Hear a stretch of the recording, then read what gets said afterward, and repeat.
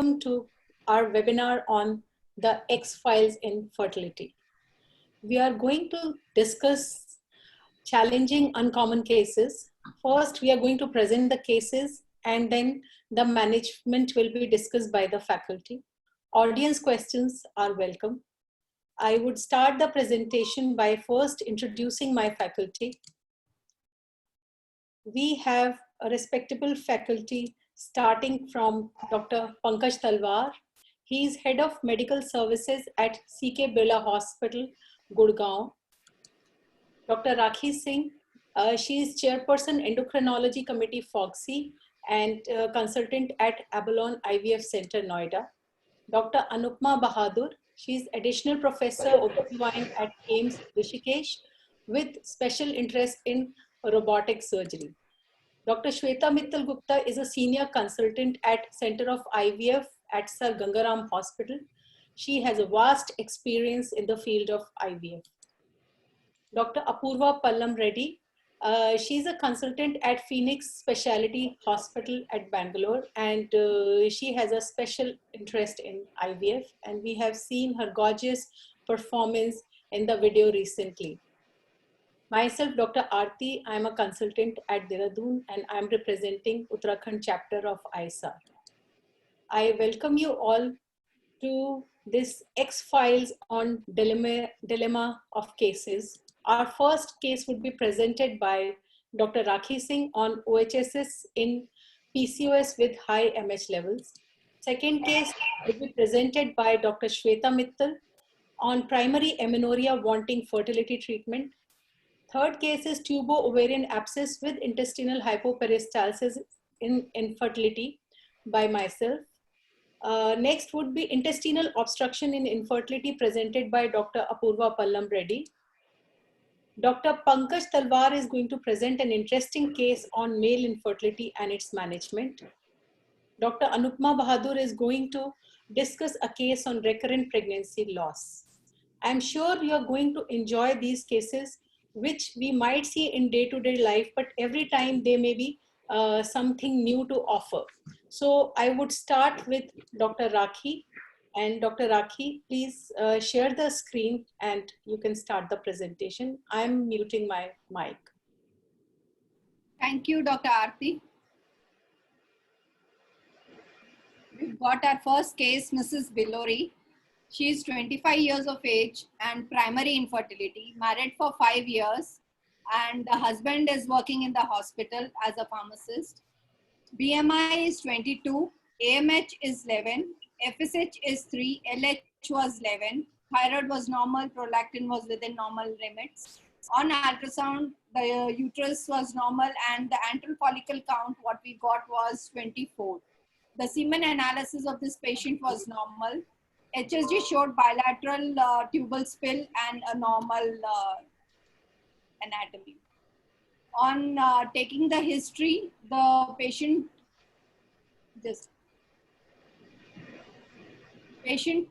gave a treatment history. Patient was on metformin for 500 milligram twice a daily and has undergone 4 natural cycles with follicular monitoring and not ovulated for that. And also had taken 2 cycles with aromatase inhibitors of 5 milligram daily for 5 days. Then also the patient had not ovulated. The treatment plan discussed was in length, and the counseling was done for this patient in view of high AMH and high antral follicle count for this patient, and also was counseled that any point of time the cycle has to be cancelled, and she was just for IUI or a normal trial. And we told her that 1 or 2 cycles we may have to cancel it and then take her forward.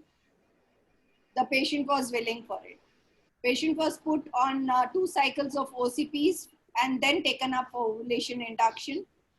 And on day 2, before stimulation, we got the FSH of 2.5 and LH 8. Antral follicle count remained high of 25 then also. Patient was prescribed for aromatase inhibitors 5 milligram daily for 5 days, and day 5, day 6 and day 8 gonadotropin, which is FSH highly purified, was taken by the patient 75 milligram. And ultrasound was done on day 9 and we found 8 follicles ranging between 13 to 16 mm, and a large cohort of follicles ranging between 8 to 12 mm. And counseling was done for this patient as there were many follicles present around, almost getting ready and mature, and there were another medium-sized cohort of follicles which were there. So in view of cancellation of the cycle and multiple pregnancy, patient was counseled and asked to cancel the cycle. Patient wanted to come back the next day and then report back. And thereafter the patient absconded and the patient did not come back. And we received this patient in an emergency ward again, coming back after a week with nausea, vomiting, abdominal discomfort, breathlessness, and with the ultrasound report of ascites with bilateral kissing ovaries of around 8 centimeter and 10 centimeter each and multiple cysts. On asking at length, the patient gave the history that patient has taken HCG 10,000 international units on their own. And thereafter, we've got the music to the story. The music begins of OHSS for this patient. And we had to manage this because the patient didn't understand the gravity of the situation at that point of time, and started. So Rakhi, this is a very interesting case. What precautions we could have taken so that she didn't land in ovarian hyperstimulation? Although the stimulation was one thing, that HCG 10,000 was given because it was given by a non-medical husband. So Dr. Shweta, what is your opinion? What else could have been done to avoid her landing in multiple large follicles? So I think, in this case, when we are giving letrozole, I think with 5 milligrams, sometimes I have seen multiple follicles. So if we are planning to add gonadotropin subsequent to a 5 days of letrozole, I think it would be worthwhile to do a scan before adding gonadotropin itself. And if we can see some lead follicles which are like more than 10 millimeter, then I think it is better not to add. So this is one thing. Of course, if a patient absconds, I don't think we can do anything. The only thing we could have done, maybe added, if we really wanted to abandon, and I mean, this is a very unfortunate situation, or we could have just added some antagonist and abandoned that whole cycle itself. But if the patient absconds and doesn't land up to you, then yes, and takes an HCG because possibly he was a pharmacist. Yeah. What do you say, Dr. Rakhi? So I think I would be cautious before adding gonadotropin, and I would add a little lower dose. That's all. Dr. Talwar, do you think adding cabergoline, if we were just cancelling her cycle, would have helped? The mic, please. Mic. Yeah. This case is a potential time bomb. She had everything going wrong for her. Her AMH is high, AFC is 24, and she has taken letrozole plus HMG. She had to end up in such a way. And on that, she took HCG and then she absconded. So what I would have done in such a case is that in case you get such a patient who's going to abscond, which I feel that she's not going to respond to our counseling, I give them double letrozole. Before that, whatever has happened, that's part of the protocol. Now, in case you go back and say, okay, हमने HMG नहीं देना था या letrozole नहीं देना था, these are all things, hypothetical things. But when we achieve this point of no return, how do we retrieve the patient and an ICU admission? Simply add letrozole 2.5 milligram TDS for 7 to 8 days. Let them go home. Let them take HCG also. I guarantee what I've seen in my practice is it's going to settle down. So letrozole 2.5 milligram TDS in such a cases works beautifully. On that, as you rightly said, we can also add cabergoline. Cabergoline will also work. We can give cabergoline for 8 to 10 days, but yet keep the patient under observation. But normally she won't come back to you. She'll be fine. So cabergoline can be added. We can also add letrozole. We can also give her a dipoproleton. That also helps in such cases. This is my call on this. Do you think little more counseling? Because these patients, they just want to hear what they want. They will not listen what the doctor's mind is thinking. So do you think little more counseling or warning about OHSS? There's something when we take the consent of for an IUI, in case you look at the consent form from ICMR, they only talk about IUI self and IUID. But what we design in our hospitals is that we have to take a consent about the complications. A case like this with AMH so high, AFC 24, and the way she has progressed, I mean, on every consent form which we make for IUI, before we initiate the IUI cycle for the patient, we should write that you're at high risk for ovarian hyperstimulation and take their signature also. And counseling has to be very, very deliberate, not to be done by any junior doctor. In fact, any case having an AMH 11 should be handled by a very senior gynecologist, not by a trainee or any resident. This case will always be a problem. So Rakhi, how do you manage the further? She was counseled at length, but and also capgolin was prescribed for her. Patient didn't take any medication. Dr. Aarti, will get back to you tomorrow morning, madam, after we decide upon and get back. That was in the evening. The next day morning, the patient didn't return. The phone calls were done and not answered. I know.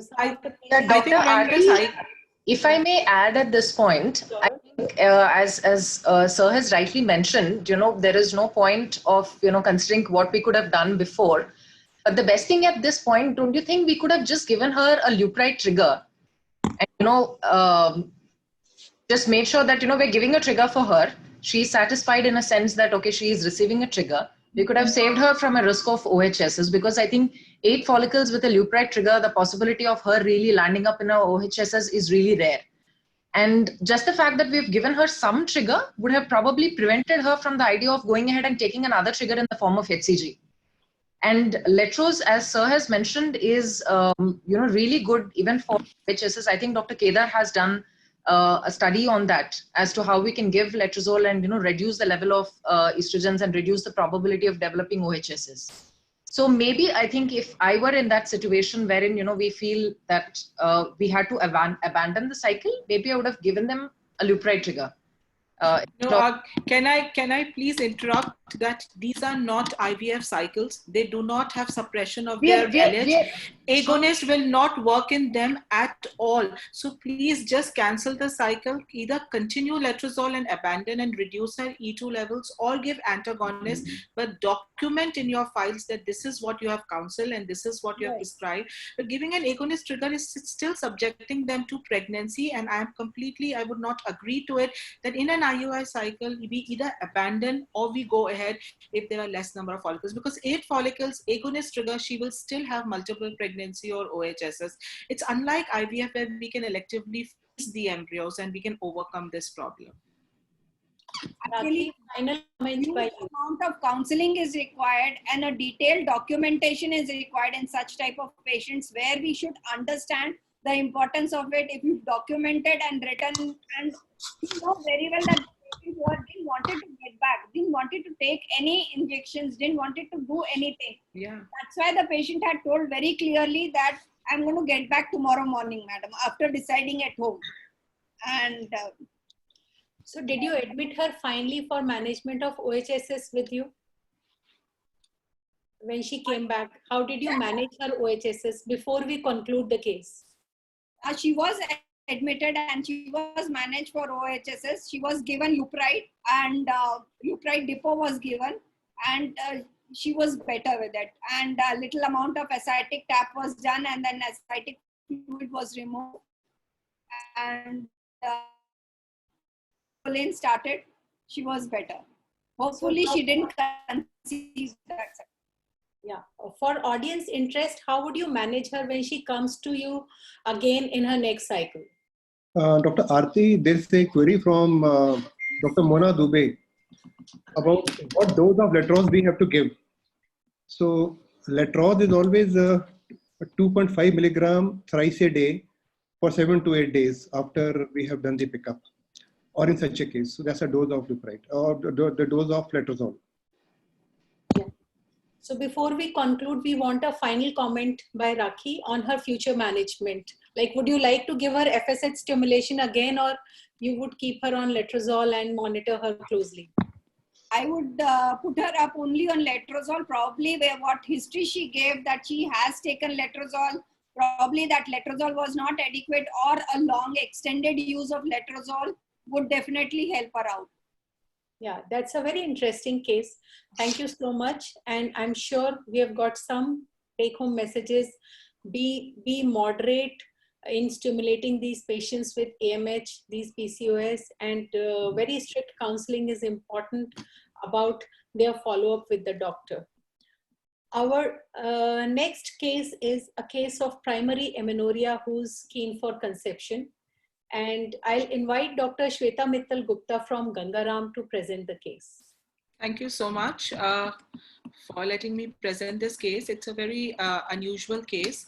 So I'll just begin straight on that this patient, she's a 26-year-old lady who presents to the OPD with complaints of a primary amenorrhea, has never had any spontaneous menstruation, with primary infertility, married since 4 years, wants conception.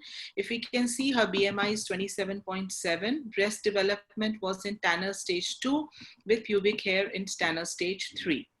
Now, abdomen was soft, no lump felt. In per vaginum examination, we could see a normal vagina with uterus could be palpable, though it was feeling smaller, and adnexa was not felt. An ultrasound was advised. It showed a small hypoechoic uterus, about 3.5 centimeter by 3 centimeter, and very indistinctly gonads were seen somewhere in the pelvis, and they were also not very sure, but they were very little. So I think I would stop here and maybe take advice from all our other experts that if we get a case like this and we are in OPD and this is the amount of history we have or findings, then what is the next? So, or maybe I can show this, that we got her hormones done and her FSH was 96, her LH was 80, TSH and prolactin was in the normal range. So the questions are that what is your differential diagnosis? Because this is very commonly encountered situation of a primary amenorrhea. It is very tricky to treat or come to a diagnosis, and it's very important to make a correct diagnosis and give them the treatment. In presence of a uterus, is karyotype really essential? And what is the fertility option in such patients? It's a very interesting case. So maybe, yeah. May I ask Apurva, like what DD would you keep in mind before heading further to investigate her? I don't know. The first thing that came to my mind was Turner's, because there is a premature ovarian failure. Right. And, yes, absolutely. I think, yes. Right. So just to kind of add to this, we had an exact similar case. Just before ma'am has showed the FSH and LH reports, it was exactly the same thing. And the only difference was she had her menstruation intermittently, and then, it was almost a secondary amenorrhea kind of picture. And in all our fertility thing, we immediately presumed that she was having a premature ovarian failure. But we went ahead when we did the FSH and LH, it was normal. We saw in fact, they were less. They were only about 1 or 2. So which is where we came in with the diagnosis of hypo. We went stimulated. Yes. Mm-hmm. So this one, absolutely the other spectrum where FSH was very, very high. So is there any other input? Dr. Shweta, did you get a karyotype done for her? Yes. So yes, I will come to that a bit later after 2-3 slides. So we have just heard that, yes, if you're thinking of Turner's or if you're thinking of anything, then yes, in primary amenorrhea, karyotype becomes a very, very essential test. And we will just find out that why it was very essential in this case. Should I move ahead with the case or any? We would like to know the karyotype before we start planning her fertility option. Yes. So just before I hit on the karyotype, what I wanted to bring forth in this case, that when we look at a primary amenorrhea in the OPD, the first thing you establish that is her vaginal outlet patent or not. So in this case, it was patent. There was no outlet obstruction. So these are the 4 major things which are ruled out if the outlet obstruction is not there. That is Rokitansky syndrome, androgen insensitivity, which is testicular feminizing, cervical atresia, and vaginal septum. So in this case, this couldn't have been the diagnosis. And we can also see that in these cases, FSH would be normal, but in our case, the FSH was very high. So now coming to the next part where the outlet is not obstructed. So the vagina is patent and I could feel a small uterus. So there are two things. Either it is a central cause, which Dr. Purva just said that she just dealt with a case where there is hypogonadotropic hypogonadism. Even the primary hypogonadotropic hypogonadism will present with primary amenorrhea. But what would be the feature? The feature would be that FSH and LH will be very low. So they are to the tune of even less than 1 in a congenital case. So in this case, the FSH and LH were high. So even this is out. Then the third comes is primary gonadal failure, where we are looking at Turner's, mosaics, other combinations, and Swyer syndrome, wherein what will happen, they will present with primary amenorrhea, their FSH and LH will be high, and that is what was seen in this patient, and we knew that there is a case of gonadal failure. So if we can look at that, karyotype will be very helpful in these cases. And the other case where karyotype is very helpful is in the first outlet obstruction androgen insensitivity, and we will see why. So if we see that gonads, if there are X and Y, the external genitalia is male. If the gonads are X and X, the gonads are ovary and external genitalia is female. So all our development is totally dependent on the chromosomes. In men, it is very important to have this region, which is the sex determining region. Without that, testes will not form. The males will not secrete testosterone. The males will not have anti-Mullerian hormone, and there will not be regression of tubes and ovaries. So what is Swyer syndrome? Swyer syndrome is a pure gonadal dysgenesis. Incidence is just 1 in 1 lakh. Manifested, phenotypically they are females. They are actually manifested because genotypically they are males. They have a 46XY karyotype, but because this sex determining locus on the Y chromosome either is deleted in them or mutated, and because of which what happens is they neither have secretion of androgens nor they have AMH, and that is why they phenotypically start appearing as females, and they have a female phenotype with uterus. And they absolutely look like a normal female appearing as a primary ovarian failure with uterus and ovaries. And this is how it is different from androgen insensitivity, because testicular feminizing, they have XY karyotype, they have testis, it is secreting testosterone, but only at periphery, the receptors are not there. So this androgen is not getting converted to 5-dihydrotestosterone, and so we see ambiguous genitalia, or we see like an MRKH kind of a picture, but no uterus, no gonads or testis, however, the karyotype. So karyotype is the crux in this case, and this is what happened, what Dr. Rakhi had asked. We got a karyotype done. It was an XY, and this is called Swyer syndrome. So a female phenotype, presence of uterus, and gonads are streaked, karyotype is XY, and she comes with primary amenorrhea. This is how the gonads look, so streaked, but they need to be removed because there's a 30% chance of malignancy in them. So you never, ever, ever go ahead with conception without removing the gonads. So the gonads were removed laparoscopically, both of them. The histopathology will come as just a fibrotic tissue because they are neither in the lines of testis nor in the lines of ovary. So this is my last slide. So all primary ovarian failure and hypergonadism will present with primary amenorrhea. However, karyotype is very important in establishing the diagnosis. The moment you see any component of Y chromosome, these gonads need removal due to risk of cancerous change. Fertility option, we gave her estrogen priming. Actually, this girl was already getting estrogen earlier and followed by IVF with donor oocyte. She conceived and she had a healthy baby. Thank you very much. Interesting case, Dr. Shweta. So it was something like breaking bad news. How did you tell her that it is not she, it is actually he? Yeah. So, we actually don't declare this. We don't declare this. Distinguishing them and telling their genotype. I think I have also come across patients like this, Swyer's, 1 or 2 more, where they were married and just telling husband that there is an alteration in a way in her body which can cause, cancer in the gonads, which will never work in their life, is the way to break the news. However, telling that you are a male is not the way. It's the worst thing what doctors can do. So there's no point. They are perfectly normal females. We just have to make them understand that she is born with a situation where she's prone for cancer. How good are the pregnancy rates? Like this patient conceived in first cycle with donor oocytes. Yes. So, give them estrogen priming, give them liberal estrogen priming, unopposed estrogen for 3 months till the time they have their first withdrawal.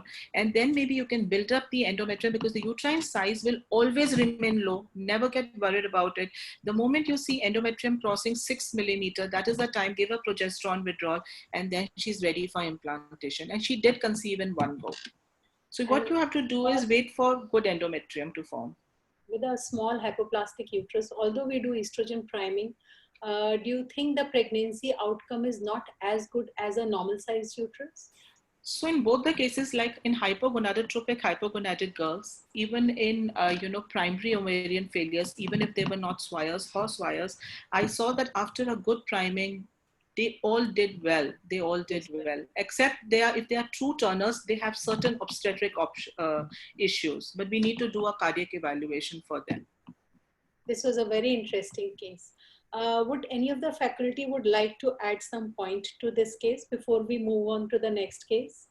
There's somebody who wants to know, Priyanka wants to know, patient with Swire should be kept on HRT later on. What do you prefer? Yes, it's for their bone health. So if they are exposed to HRT and if they have, their bone health will be better. So we can do their, DEXA scan later on, which I started doing for my patients. And if they are osteopenic, I do put them, because they would want another fertility too. And they will have better estrogenic symptoms, because now you have exposed them to estrogens. Okay. There is another question, Dr. Shweta. What is the dose of estrogen in Turner syndrome? So I give estradiol valerate 2 milligram twice daily, because now I'm not giving conjugated equine estrogen. It's very important not to give them a combined OC pill, because that causes shrinkage of endometrium. So if you're looking at fertility, give them, so the first withdrawal, I give it for say 6 weeks. I look at an endometrium. I'm looking at an endometrium of 6 millimeter. If it doesn't cross that, I will give another 1 month, and I can go up to 3 months unopposed. If still she doesn't form, then maybe I'll add a progesterone, but by and large, they do form their endometrium by then. So the moment you see 6 millimeter endometrium, you give a progesterone withdrawal, and then you can keep 21 days of estrogen and 7 days of progesterone. And this is how you will prevent them from cancer, like breast cancer also, because they even need it for 5 years or maybe 10 years too. Dr. Anshu Jindal is also with us, and even I have seen her treating a Swires syndrome. So she's saying hi to Shweta, and she says we have had twins in such a patient. Congratulations, Anshu, and it's so nice to have you with us. So, in Gangaram, we have dealt about 4-5 cases of Swires, and of course, we do single embryo transfer, so they have singleton pregnancies, and they fare well. Great. I have one point, Dr. Aarti and Dr. Shweta. It's a legal issue. After we have done the karyotyping, I think we have to inform the couple and the parents, whatever way, that with genetic makeup, we can't hide from them. I think, sir, knowing it yourself is important more than the spouse. No, that is fine. I don't think there is. We have to counsel them. See, they have to be. We have to but we don't have to say that you are a male. I don't think that is required. That is right. But you cannot hide the fact that your chromosomal analysis has revealed XY. We have to inform. We can't, such a big information, we can't do only ourselves. No, we can say that there is a genetic aberration because the documented report is there. But saying that you are a male will be a social ostracization to the patient. That is fine. But they are associated with many other problems also later on, along with the Swires syndrome. So I think the way we want to tell them, we may tell them, but they should be told. I think otherwise, sir, it might become a medical legal issue later on. Whenever, they probably get to know or something. I think the patient's data should not be hidden from them. This is my call, totally. Whatever it is, we can't hide the facts from them. This I feel. This is up to the.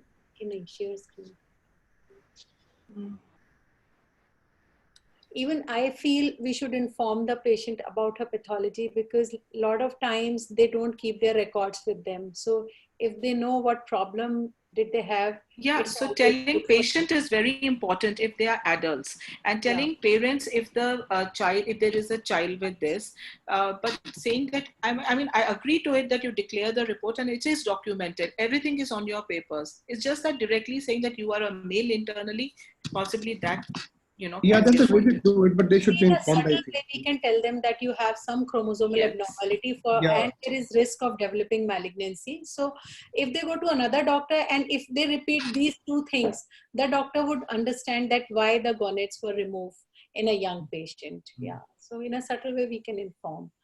We'll move on to the next case of bilateral adnexal masses. I'm going to present this case and I'll be sharing the screen.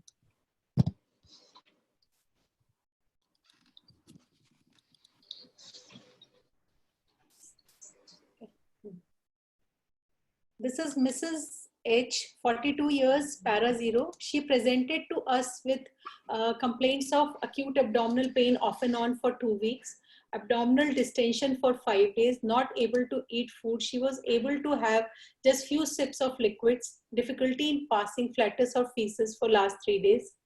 When she came to the OPD, she had soft abdominal distension, bowel sounds were feeble. She was our old patient who was coming to us once in 6 months for a regular checkup. And on previous investigations about 3 years ago, she had bilateral small endometriotic cyst. So this time, we tried to give her conservative treatment, but she was in bad pain. So we had to admit her and we got her investigations done.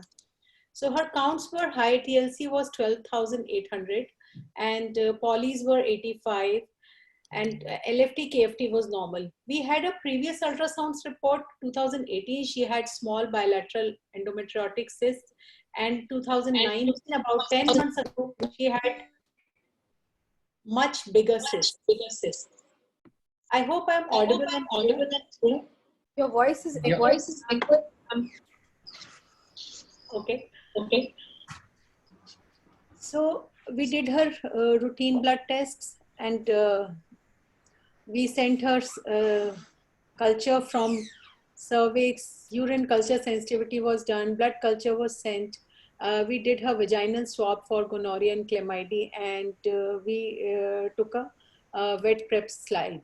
So her TVS in July 2019 was showing left ovarian cyst, endometriotic cyst, which was about, this one was about 25 millimeters. Sorry for the wrong typing. This is 25 millimeters. And then later when she presented to us, within a span of 2-3 months, the cyst had increased in size. And this time when we did her ultrasound, she had fluid in Morrison's pouch. There was fluid in pelvis and the intestines were showing hypoperistalsis. And there was a space occupying lesion with hypoechoic shadow and some fluid collection which was elongated, maybe which looked like a pyosalpinx. So the diagnosis was made of bilateral ovarian cysts. She had a small cyst in right ovary along with pelvic ascites with hypoperistalsis and signs of heading towards subacute intestinal obstruction. We asked for the CT also later. So this was the TVS image. Along with the cyst, we were seeing fluid around the uterus and in the pelvis. And this fluid was not a thin kind of fluid. It was, dense collection around the uterus. We asked for CT and CT showed cecal thickening. This is small intestine showing normal dye, and this area of CT is not showing enough dye, and the cecum is thickened and the bowels were not moving well. These are another pictures of CT which showed a small cyst in the right ovary and there was a big left adnexal space occupying lesion and there was fluid collection around the uterus. In this image, this is bladder. There is fluid collection in between the uterus, bladder on the sides, and there are cysts, the bigger one on the right side. Now, what should be the line of management for this patient? Ma'am, did she have any intervention? Like, was there some needling or something like that done?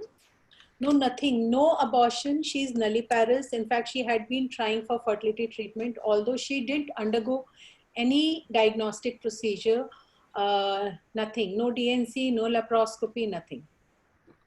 Was she febrile anytime? No, she was not febrile, but she was not toxic, but she was not comfortable. Like she would come to the OPD bending forward. She was in discomfort. She was not vomiting, but there was soft distension. Of course, when we got the report of hypoperistalsis, we planned to manage her on those lines. And no loose stools or anything like that? No. Think about leaking gut at some point of time, maybe typhoid or something. To be kept in mind. What else? Did the endometriomas get infected or something? See, even we thought that now she has two concomitant problems. Maybe because she was having those endometriotic cysts for about 2 years, they were not growing fast. She was not getting any procedure done. But within a span of 2 months, she started coming again and again. I'm having discomfort. Then she got admitted. So I thought maybe on the same lines that she had associated intestinal pathology, because at one stage we were thinking we'll take her for operative laparoscopy, but with these symptoms even I got warned. That's why I asked for CT. I thought maybe she has some lesion in bowel, and that's what is troubling her. So we admitted her. Pyosalpinx was written somewhere. That was query. Yeah, that was query. That was the ultrasound, because in the earlier scans she didn't have hydrosalpinx, but the recent scans were showing collection in the tube. Was it Cox? It was not Cox because it was acute onset. It had a short history, and otherwise her X-ray chest and Montu and everything was negative. And she was otherwise in good health, no history of weight loss or fever. So we put her on IV fluids and antibiotics. She was kept in the hospital. We did her strict charting. We kept her on IV fluids and antibiotics for about a week, and asked for repeated ultrasounds. And once the bowels were functioning in a better way, because we couldn't have sent her home in that condition. So when the sonologist said, yes ma'am, the bowels are not so dilated now, I can see them better, because we were continuously talking to the sonologist also regarding the bowel thing. Lot of times for endometriomas, you are monitoring yourself and you don't even care that your sonologist should see the bowel activity also. So when we put in the scope, this was the picture in pelvis. There were adhesions all around omentum and colon. Okay. But thankfully, I was really concerned that she may not land up with perforation, but something had to be done because of her condition. So we did the lysis, and she had a pyosalpinx along with endometrioma on left side. And with gentle dissection, we could, find out the lesion. We removed the left tube and ovary. She had a large left. This is not hydrosalpinx. Actually, this was dilated tube, and later histopathology also said that there was acute polymorphonuclear infiltration in this. And pelvis was cleared. Her right tube was okay looking, and right-sided trauma was removed. And with very patient and gentle dissection, we could, see a clear looking pelvis. And then she was kept for longer duration post-op also, just to see that she doesn't get distension. And her post-op period was thankfully uneventful. So when we got the histopathology done, it was an endometriotic cyst with massive edema, hemorrhage, acute inflammation, and marked eosinophilia, and along with pyosalpinx. So post-op management, she was referred for IVF later, but she was managed on good IV antibiotics. First, she was kept nil oral because I was really concerned that she may not have some bowel symptoms later also. So our diagnosis was that endometriotic cyst with superadded infection, maybe vaginal infection only, leading to tubo-ovarian abscess. And that was the reason for presentation. And then I checked for the studies also, so there is increased susceptibility to infection in cases of endometrioma, maybe because of altered immune environment, which leads to ectopic endometrial stroma getting implanted. Sorry. Yes. So I'll quickly just show these two studies. like this one is in Fertility and Sterility General 2004, which says increased occurrence of tubo-ovarian abscesses in women with stage 3 and 4 endometriomas. So we have to keep this thing in mind. This is another study which says that surgical treatment of TO abscess occurring in deep endometriosis, and the study says that there were 6 cases presenting TO abscesses arising on deep endometriosis. But in these cases, basically we have to manage the abscesses first, and later on in second stage, we can deal with deep endometriosis, because at that time the tissue is very friable.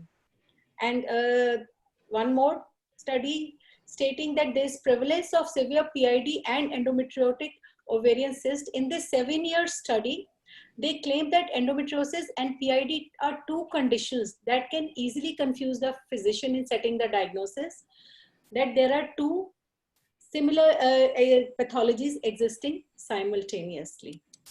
And this patient recovered nicely, and she went for IVF and she was blessed with a baby. So, yeah, Dr. Aarti, this was really interesting. And, Dr. Aarti, can I wait till the discussion, because my case is exactly on similar grounds. So it would probably be better that I put forward my case, and then we can kind of discuss on both of these things. Absolutely. That's why, yeah, we'll discuss it later. Yes. Okay. But this was different because we keep seeing endometriotic cysts very often if you're doing the process. So, so we were my experience, my experience is that endometriotic cysts can get infected even after a normal intercourse, post-menstrual, endometrial biopsy, oocyte aspiration. We have seen all possible combinations, and 90% of the times they need a surgery because these antibiotics fail to reach that area and they have to be drained. So I think waiting for very long on expectant management, if the patient is not symptomatically better, and if the endometriotic cyst changes its type, it suddenly increases, it becomes thinner material, then be assured that they are infected and they will need surgery. Yeah. So Apurva, you want me to start with the next case? Yeah, I think I will present my case, and then we could probably have the discussion together. Great. I would like to invite Dr. Apurva to present her case on intestinal obstruction in a case of infertility. Welcome. Brilliant. So, okay. So it is actually surprising that we can have 2 similar cases in the X files on in such short scenario. So my patient was a little younger, 23 years old, let's say Katrina.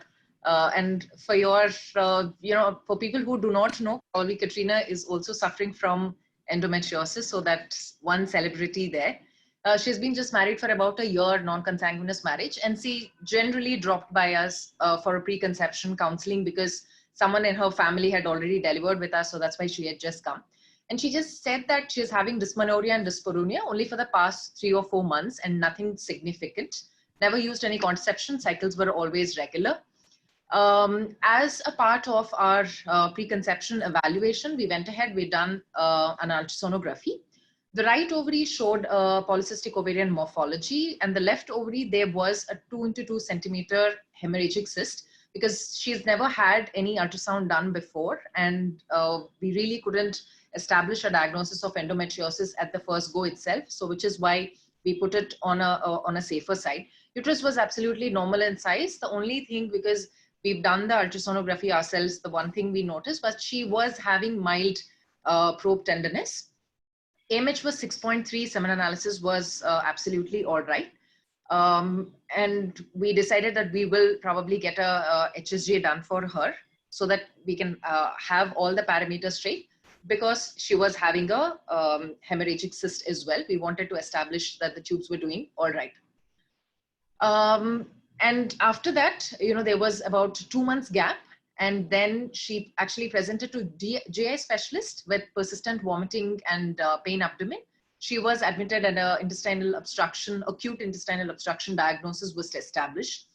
what we saw as a 2 centimeter cyst about 3 or 4 months back now showed up as almost a 6 into 4 centimeters endometrioma.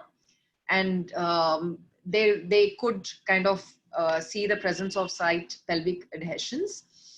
The pelvic adhesions and endometriotic cysts, this was established post-CT. After they saw the endometrioma is when they kind of got in touch with us, and they decided that it could probably be because of the endometriotic cyst itself. And because she was in acute pain and there was an established intestinal obstruction, we decided that we will go ahead and do a laparoscopy under antibiotic coverage. And mind you, when we went in, I mean, when she came with the pain, her CRP was all over the place. It was almost about 120. And but her cultures were surprisingly negative. We started her on higher dose antibiotics for about 3 days and then took her up for a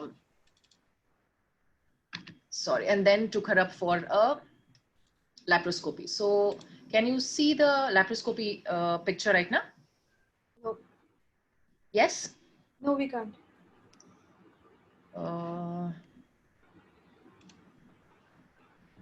Right. Okay. Sorry.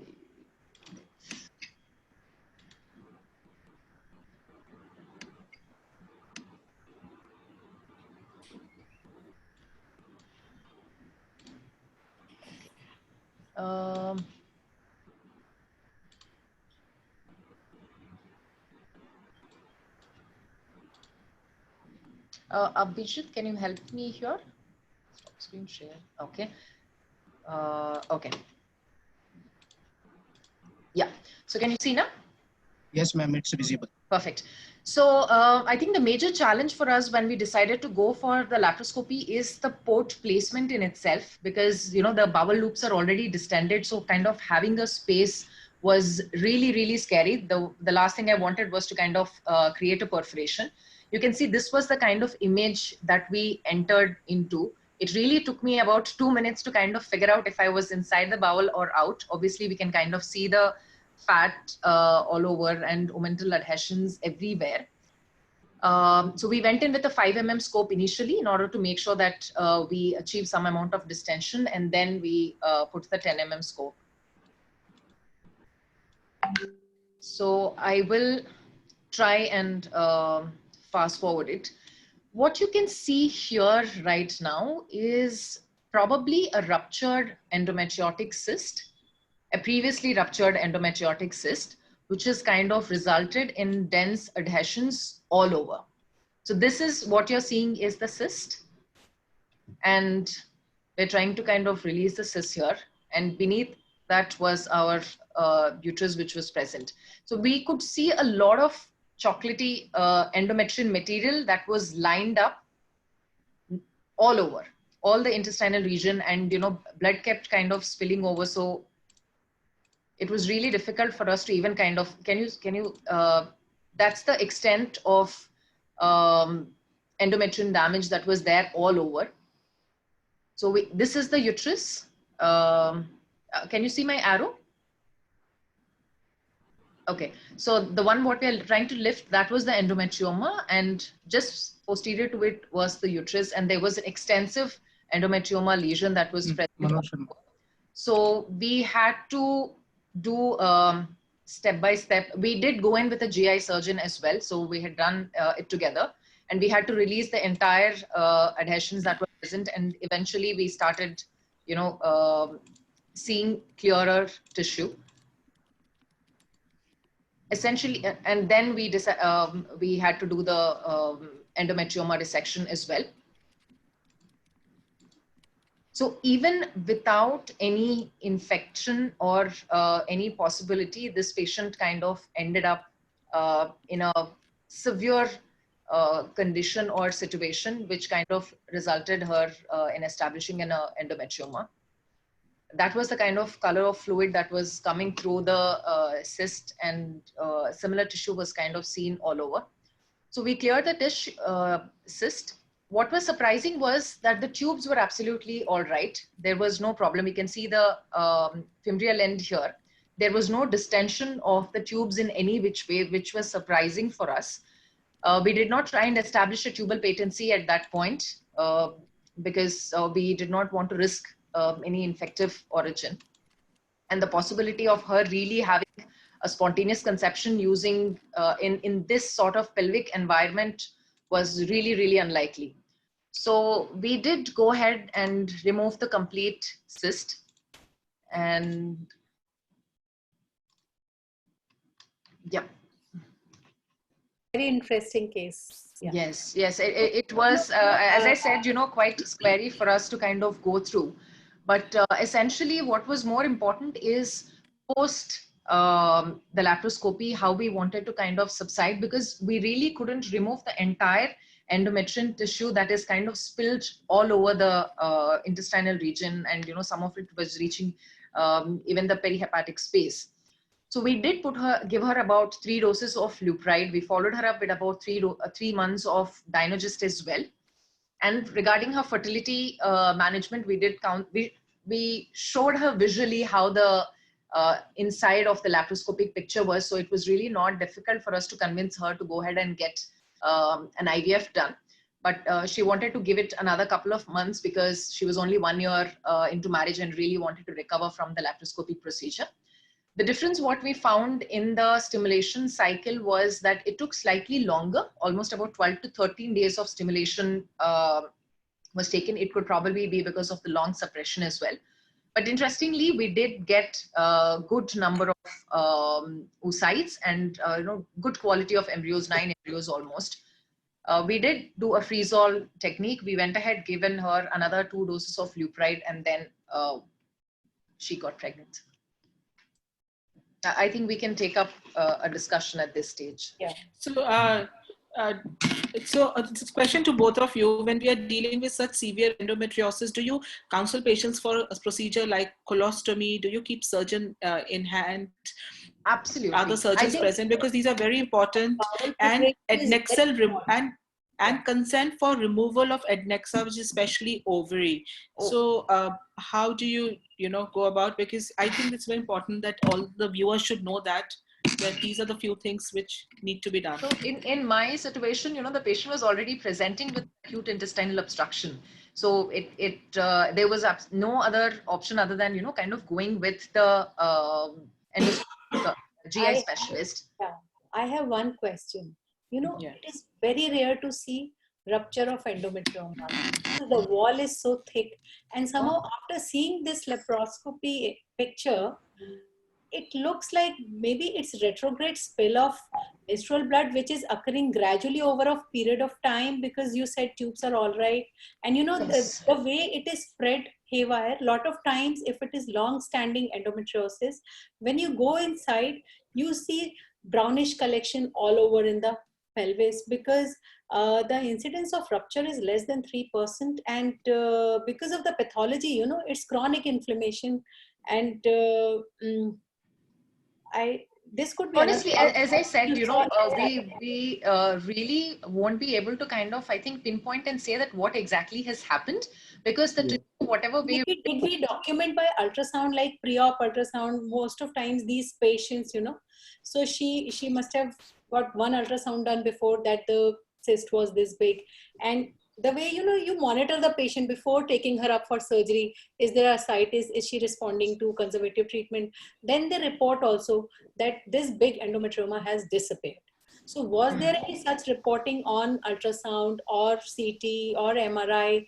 That not really. In fact, it was kind of the other way around, because the initial ultrasound showed that she was having only about 3 centimeters endometrioma, and in the next 3 months, it showed almost about a 6 centimeter rise. Now, interestingly, on CT they had mentioned that there was hydrosalpingo as well.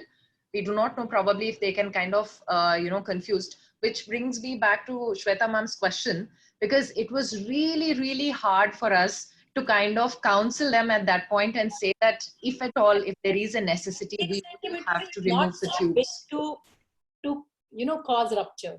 Like we see endometriomas 15 centimeters, 18 centimeters. You must be seeing lots of ultrasound, 6 centimeters leading to rupture. Maybe it's just at 6, and operatively the 6 centimeter endometrioma was still there.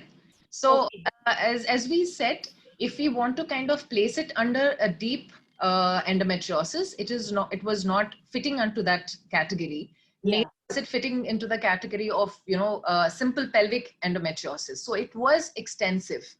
So the cause for such extensive spread, again, I think here, the correlation, what I wanted to also bring about PCOS is that a lot of women who have PCOS, because of their being prone to menorrhagia, have a higher probability of developing endometriosis during their fertility span or course of time. Because PCOS, they are not menstruating for 3-4 months.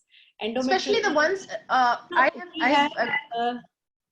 we have Unlikely. scholars sitting with us, and they are sending interesting questions. Dr. Kishore Rajurkar is with us. Welcome, Dr. Kishore. And he's saying, why didn't we tap these patients?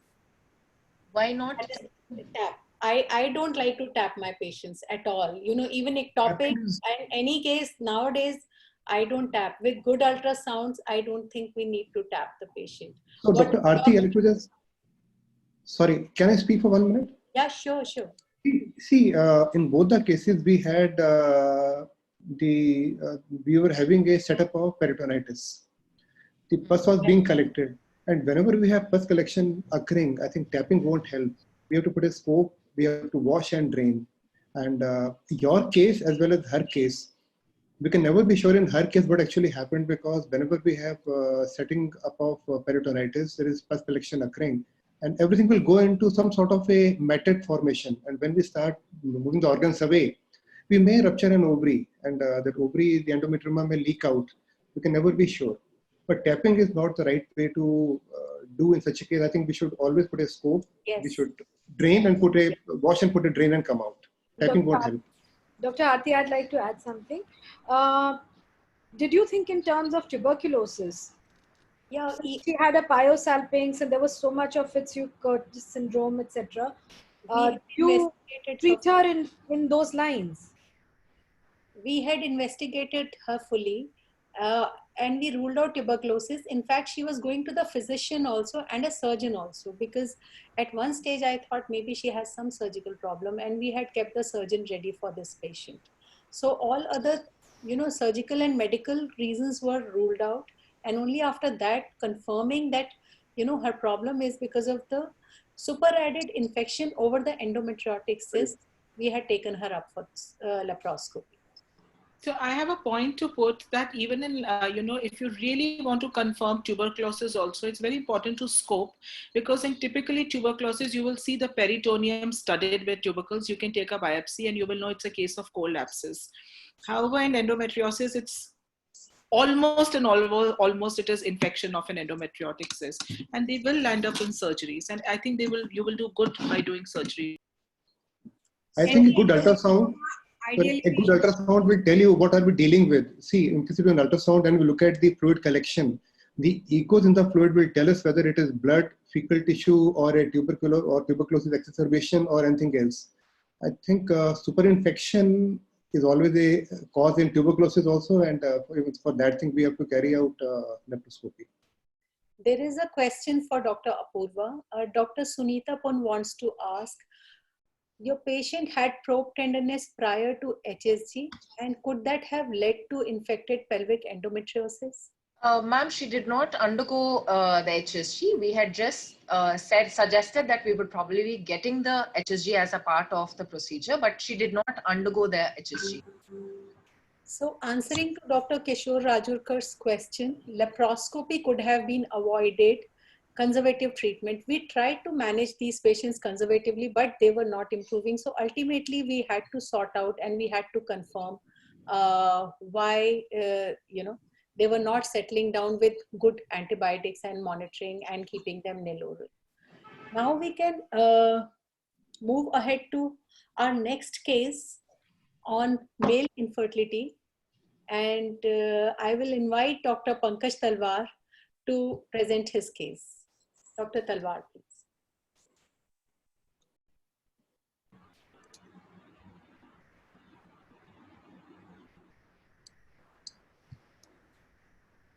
Dr. Talwar, you can share your screen, please. Yeah, I'm doing that. Yeah.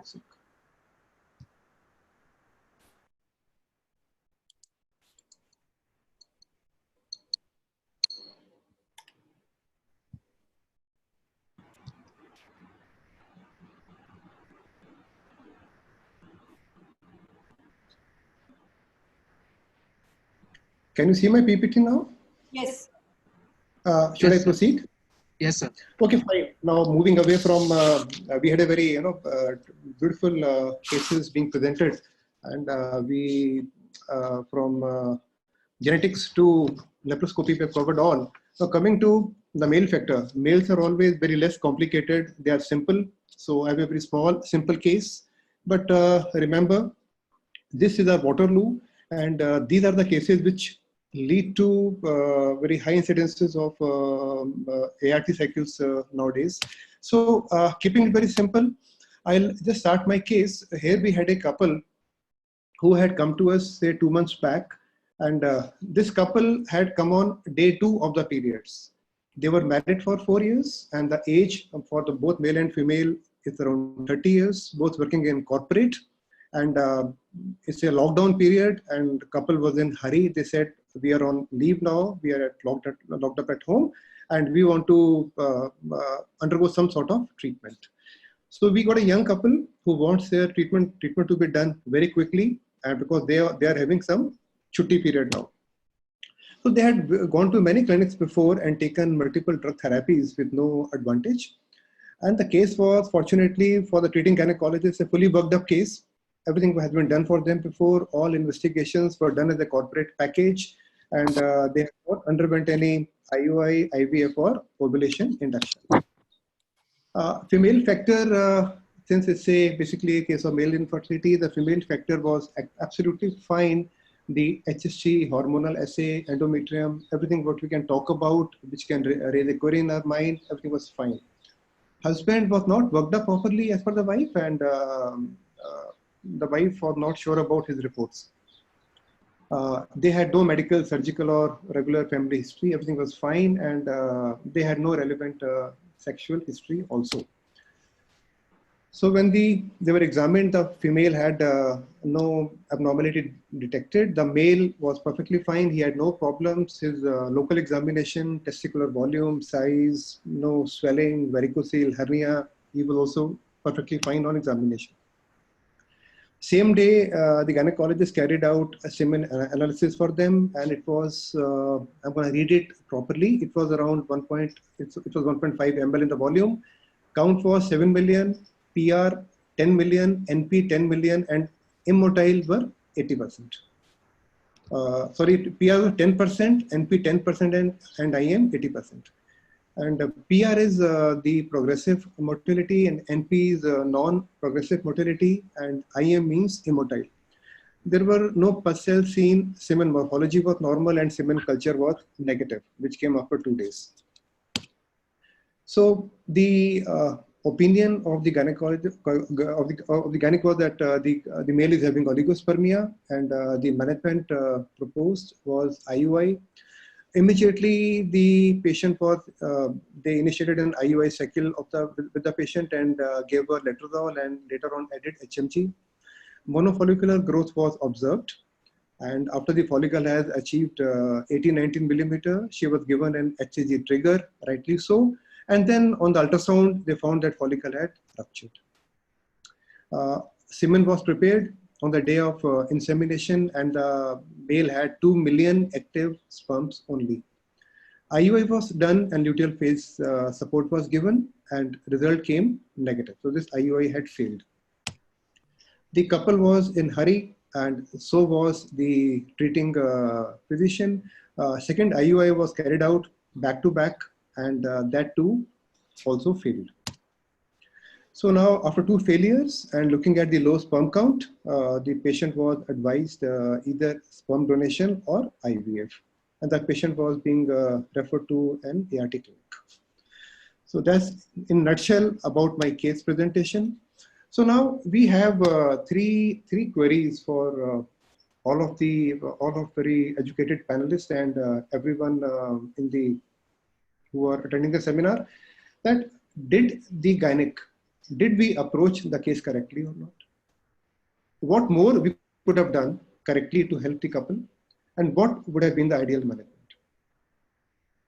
So just to recapitulate, here we had a young couple around 31, 30 years of age. They are in hurry because they are on some amount of leave now.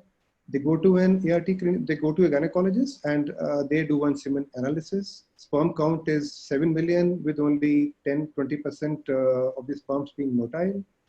And they do an IUI straight away. After one IUI, second IUI is being repeated, that fails, and now the patient has been referred to an ART clinic. These are the 3 queries I have for all of you. I think anybody can take them one by one. Did we approach the case correctly? What more we could have done correctly? And ideal management. So My Shweta? question is, did we repeat the semen test, or it was just one report? I think history. Yes. What was the semen analysis, sir, at when the IUIs were done? Only one, ma'am. The day 2 IUI, when it was done, day 2 when the patient came, a semen analysis was done for them. It was 7 million, only one sample was, only one report is available. And on the day of IUI, it was around, I think 2 or 3 million, very less count. So only one semen analysis was carried out for them. And then the IUI was done. So I think we should kind of try and evaluate why he's having a low sperm parameters. Am I the only one thinking on that? Yeah, that's very good. So I think history taking was very important, and clinical examination and genital examination in this person with a previously available report, and just based on one semen analysis we can't label, because it could be a faulty collection too. So I think everything has to go hand in hand. Even a recent febrile illness can cause one report to be abnormal. So I think it has to be clinical examination when he reports to the OPD, and asking for battery of tests, especially looking at things like varicocele and any hernias or hydroceles. Then the investigation comes. Repeating the semen analysis from the right lab is very important, because where it has been done is also important. And then labeling him as an idiopathic oligoastheno should come only after the complete armamentarium. That's what I would do. Very right, Shweta. Is he on any drugs? Is he diabetic? Does he anything? Everything as a whole, it has to be seen. Very right, very right, very right. Since he's come in Corona times, was a COVID testing done at that time for him? Nothing. It happened earlier. It happened at the beginning of the Corona, just when the lockdown was occurring. That time, Corona was not even available to people. Okay. So now I think Shweta brought out very correctly that we should have done, we can't depend upon single semen analysis report, and we should do it twice. Okay, fine. Anyone else would like to contribute to the whole thing? But we have already done the parameters during both the IUIs, no, sir? IUIs we've repeated. Kind of less. So isn't that, that's almost 3 samples? I would like to know whether the sample collection was done in the premises or the patient was getting the sample from outside. No, it is at the premises of the clinic only. Clinic only. Sample was taken. I assume they would have done it correctly. So, but only they did first sampling on second day of the periods only. Even sorry. I think if we building up the tension, leave aside the all of us right now, sir. I think you have to reveal the suspense. So nothing. I mean, it's a very simple thing. Very simple thing. I'd like to bring out that, as very rightly brought out, there are 3 things to it. There are 3 things to it for all the audience, that we should not do a single analysis and opine upon that report. Number 1, as Dr. Shweta brought out very, very nicely, that semen count is variable, febrile illness, drugs, everything should be checked. Yes, they should be checked. And secondly, second point is that IUI has been done with 2 million sperm count. So should we initiate an IUI at 7 million sperm count on day 2 with only 20% of sperms being active? Normally, the total progressive sperms, NP and PR, should be more than nearly 40%. Here it was barely 20%, and 80% of sperms were not actually viable. Or they may be viable, but they may or may not be vital, we don't know, but they were immotile. Second mistake was there. That case was started without checking whether those 80% of sperms were viable or not. And the IUI was carried out with 2 million sperm count only. That is number 2. Number 3 point is that when we have 80% of sperms being which are immotile, they are alive or not, we don't know.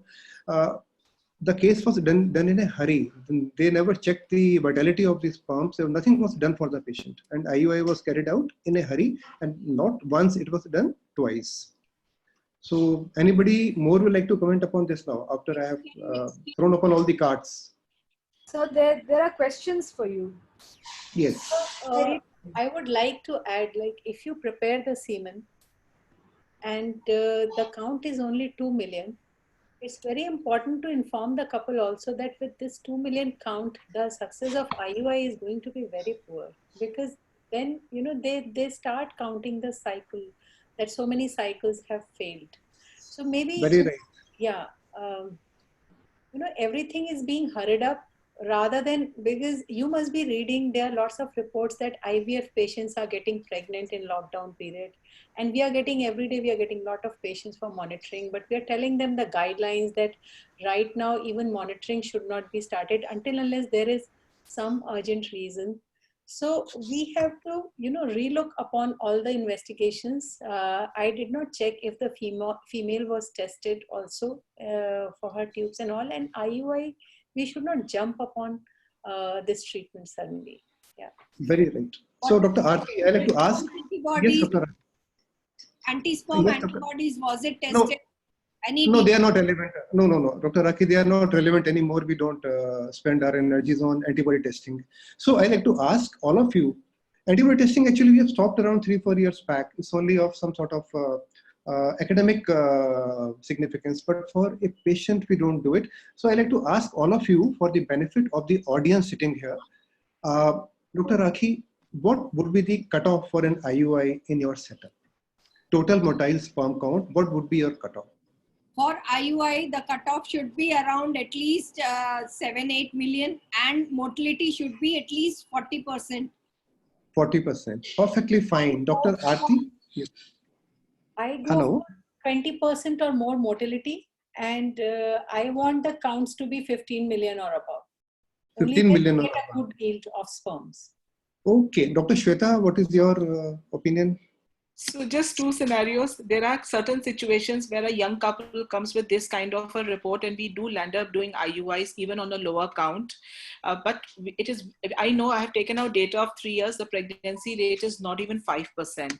So 5%. that is, yeah, so that is what we need to tell the patient, because I would prefer if a motile sperm count is about 9-10 million, because after preparation, I need at least 5 million. If I can get that, at least I can offer her an IUI, otherwise I would not. And if the female age is more, then I would definitely not, you know, tell them. I will tell them the chance of natural pregnancy and IUI is the same versus IVF ICSI. So that would fare a better chance. Very right. Dr. Apurva, what is your opinion about? So as a post-wash count, we need to have at least 5 million. So that's the cutoff that we have taken and we've been using, post-wash count. And the motility, how many should be actually be moving? In a post-wash, we are looking at least at 80%. With a 5 million count, you know, in case if you're not having at least 80% motility, as ma'am has said, I don't think it kind of makes any difference with respect to a natural conception or an IUI per se. Fine. Dr. Anupama, what is your opinion? The cutoff for an IUI? 10 million. 10 million. Perfectly fine. So with this, okay, 5 to 10. So now I'll move ahead with my, going to the answers. Okay, I'll be referring to WHO manual. That is the 5th edition and came out in 2010. So now the sperm concentration, I just, a bit of theory, but you must know that the sperm concentration should be more than 15 million, equal to 15 million. This is for a normal man. And PR is progressive motility should be around 32%. And PR and NP should be 40%. There's few things you have to understand. And then the semen morphology should be more than 4%. And minimum 58% of the sperm should be actually alive. They may not be moving, but they have to be alive. And this we can check by doing some amount of sperm function test by eosin, nigrosin, eosin, or HOS. Okay. Then we have to understand that certain terms called astenospermia, azoospermia, oligospermia, multiple terms are there for the audience. So our patient here, what we had oligospermia, sperm count was barely 7 million, and he also had very less motility. So he had oligoastenospermia. The morphology was normal, so there was no teratozoospermia. Okay. This is an important slide what Dr. Shweta brought out in the very beginning, and everyone, all of you have said the same thing. The male sperm count is not a static number. it keeps going up and down like an ECG curve. And this is, as you can see from the WHO manual, every 2 or 3 months, the sperm count may go up and down like an seesaw or like an ECG. The sperm count may be 1 or 2 million here, but it may touch 250 million after 2 months. So this is, you have to remember, don't do your treatment based upon a single report. That is one. And I'll just take you to the human reproduction update. This is volume 24 of 2018. Let's see what they talk about doing an IUI. They have very clearly recommended what you all are recommending actually, but I don't agree to HR report. What I have learned from you all, and the message for all the audience is that we should have a sperm count more than 5 million before total motile sperm count, with minimum 58% of them alive before we carry out an IUI. But yes, looking at the data available to us, we can see that the cutoff is not actually defined. We still don't have the cutoff properly defined. Total sperm count more than 3 million, and morphology, they say IUI can be done. And the overall, the variability is between 0.8 million and 5 million. This is what is available. What Dr. Aarti brought out, the chances of success are not very good. In fact, they are very poor of any sperm count IUI being done less than 3 million. I recommend more than 5 million for carrying out an IUI, and I think we all agree to the thing, and that's a message for the audience also. But for the academically, in case you want to know, the data says that more than 3 million or between 0.8 to 0.5 million, we can carry out an IUI. So this is the way I look at the patient. When the count is between 10 and 15 million, we do IUI oblique IVF. 5 to 10 million, we can carry out IVF or IUI again. Less than 5 million, we normally carry out ICSI. So more than 5 million only, we should do an IUI. That's all from my side. Dr. Aarti, I have ended my presentation. Yeah, it's very interesting, and lots of audience questions were there, like ICSI should have been done. Why didn't you take her up for IVF?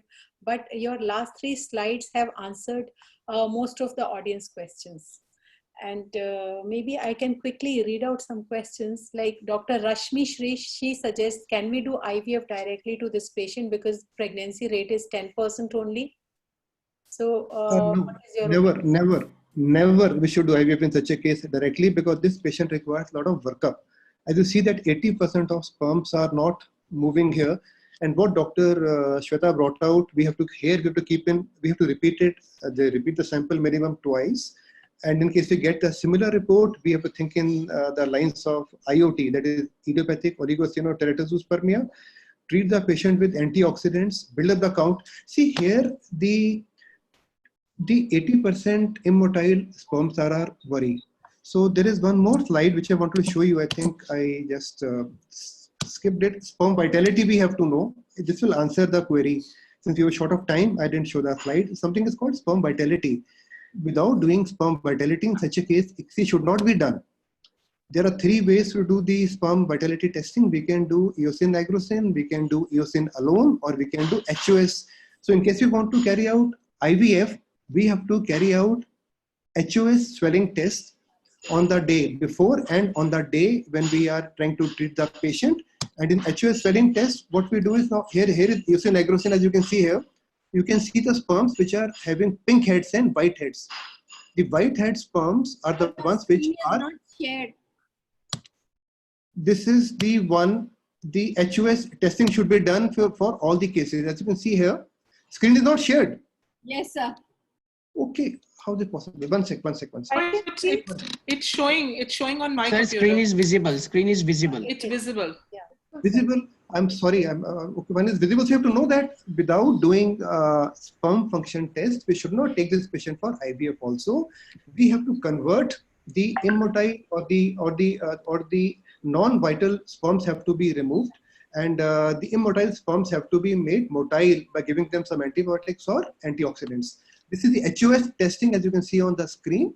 The sperms which have got, in case you follow my pointer, the sperms which have got the curled tail, they are the ones which are alive. So when we carry out ICSI, we do HOS simultaneously, pick up the curled tails, and with these sperms we have to carry out IVF.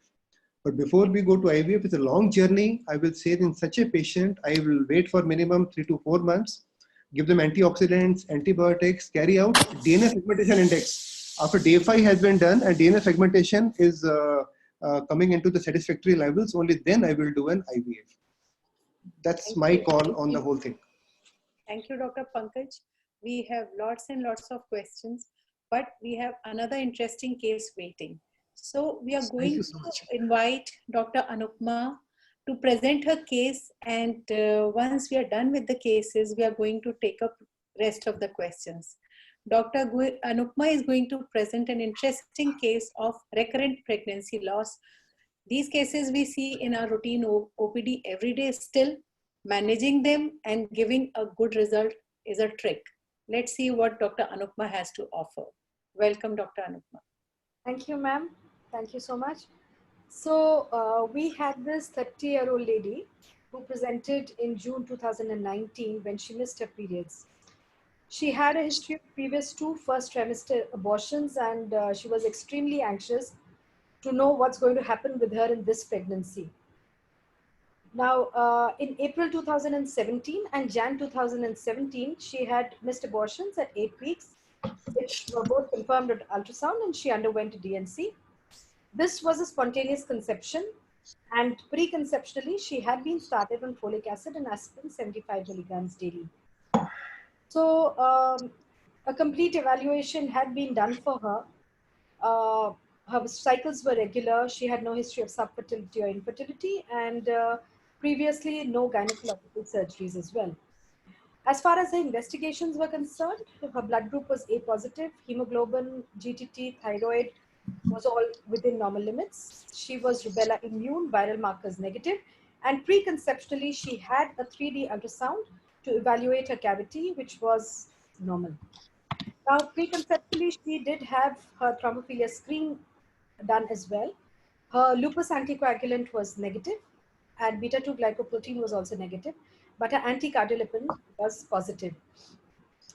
So with great anxiety, she came to us, and we started her on folic acid and enoxaparin 75 Ecosprin and folic acid. She had been taking preconceptually, and we started her on enoxaparin and micronized progesterone. Her level 1 and dual marker were both within normal limit. Level 2, there were no congenital malformation, and she had been following us with ultrasound for growth parameters and Doppler. She was admitted at around 31 plus 5 weeks with gestational hypertension and fetal growth restriction. Maternal and fetal monitoring was done, and at 33 plus 4 weeks, lo and behold, she had absent end diastolic flow. Steroid cover was given, and with a BP of 160 by 100 and urine albumin 2 plus, we took her up after steroid coverage for an emergency cesarean section at 34 weeks, 33 plus 6, the indication being absent in diastolic with severe preeclampsia. She did have a growth restricted fetus. It was 1.45 kilogram female child, which she's now doing well. She delivered with us sometime in January. So that sums up my case. Yeah. And I think Dr. Aarti, you have a few questions. So there are already lots of questions cropping up. Dr. Kishore wants to know, why did you put her on low dose aspirin preconceptionally? We had ACL was positive. So according to the ASHRAE guidelines, if you have your thrombophilia screen positive, you can start her on low dose aspirin in the preconceptional period. And once she misses her periods, without waiting for the ultrasound, whether cardiac activity is present or not, you can start her on low molecular weight heparin. Okay. So what dose do you use? 75 milligram or 150? I'm 75 milligrams. Okay, because the guidelines say, see, your patient has landed up in severe PIH even though she was on low molecular weight heparin also. So don't you think is a better dose, prophylactic dose? Ma'am, when we look at the patients, these patients who have this thrombophilia screen positive, they do have a higher incidence of preeclampsia, eclampsia, fetal growth restriction. All this is seen in them. So as per recommendations, we started her on 75. Yeah, that's what the question is. See, she was a high-risk pregnancy, booked case, coming for regular checkups. still she lands up with high BP and urine albumin 2+.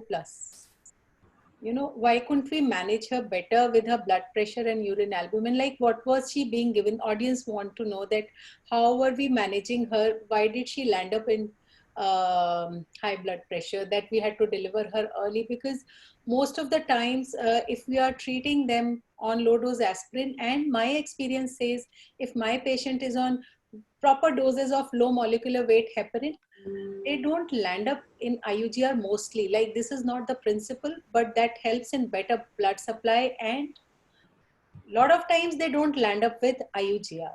So we were just trying to find out that why, like with all the care, this patient is having severe PIH also. Audience is very curious to know. Yeah, so if you look at these studies and look at these patients who have APLA, they have pregnancy loss to the tune of 9%, and it has been seen that growth restriction, preeclampsia, severe preeclampsia, they're all there in them. Like, you know, they are prone for a growth restricted baby to the tune of 9.5%, preeclampsia and severe preeclampsias in 4 to 8%, and eclampsia in 16.5%. So with in the best of hands and with the best of treatment, this was the outcome that we had in her. Okay, so one more question, like this study, this is very interesting study by Laura Andriole. So they have done this study on cases on like what were the treatment protocols being given to these APLA positive cases when they did the study for pregnancy morbidity? What was their treatment protocol? Ma'am, they were on aspirin and low molecular weight heparin. Okay, okay. So for the rest of audience, yeah. Can I add one thing? That nowadays with first trimester screening, when we do PAPE and free beta HCG, we can do a PET risk scoring, which we do it. And for these patients, it's very helpful. And if the risk scoring comes that they are prone for PET before 34 weeks, yes, these are the patients who would be given 150 milligrams of Ecosprin. And also patients with APLA, they can have a very, very difficult, pregnancy. They can have PET, they can land up in severe IUGR. I have had a couple of patients who've had miscarriages up to 6 times, and I had to give a 900 grammer baby to that woman. So it is not that despite all your treatments, because we normally will not go above 60 milligrams of low molecular weight heparin. And the second evidence, what recently is showing that you can give fragment could have a better outcome as compared to other molecules. But you can just have a closer look at that article. Okay. That was a point well taken, Dr. Shweta. Dr. Shweta, unmute your mic. Oh. We couldn't hear the last bit. So I just said that, a recent article just said that fragment, which is the one, so that one would be faring better as compared to your other molecule, what we normally give. So maybe we can think in these kind of cases, and risk scoring in the next pregnancy could just help us and prognosticate, because we can't avoid PET, absolutely in every patient. It's not possible. Exactly. So there was nothing that, we could have done to avoid it. Yeah. Maybe we could, maybe in a next pregnancy, we can do this risk scoring and give her 150 milligrams. Yeah, and earlier we would be scared of a premature closure of ductus arteriosus, but nowadays, even the genetic department says, no, go on with low dose aspirin, which is 150 milligram till the end, because their risk scoring has come positive. So we do that nowadays. So there is a question from audience. Harshita wants to know, according to guidelines, 2 tests should be positive to be starting low molecular weight heparin in APLA positive patients. We did 2 tests for her. Yeah, so she had APLA positive and she was anticardiolipin positive, ma'am. Okay, all right. And now, is it Harshita Pandey by any chance? It is Dr. Harshita K. Dr. Meenu Ahuja, she wants to ask that isn't tablet Ecosprin 150 recommended post-conception also in these cases to avoid the risk of DVT? Or how do you taper low molecular weight heparin post-delivery?